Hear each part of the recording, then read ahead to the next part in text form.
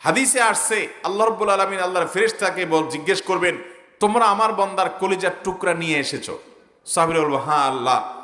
সে তার ছেলেকে কলিজার মতো ভালোবাসতো, সে নিজের কলিজার টুকরার মতো মনে করত। আমরা তাকেই, হায়াত শেষ হয়েছে আপনার নির্দেশে আমি নিয়ে এসেছি আমরা। আল্লাহ রাব্বুল আলামিন তখন ফেরেশতাদেরকে বলবেন যে আমার বান্দার প্রাণাধিক প্রিয় তার সন্তানকে তোমরা নিয়ে এসেছো, তার কলিজার টুকরা তোমরা নিয়ে এসেছো, তার মৃত্যু হয়ে গেছে। সন্তান হারানোর পর আমার সন্তান, আমার বান্দার অবস্থান কি?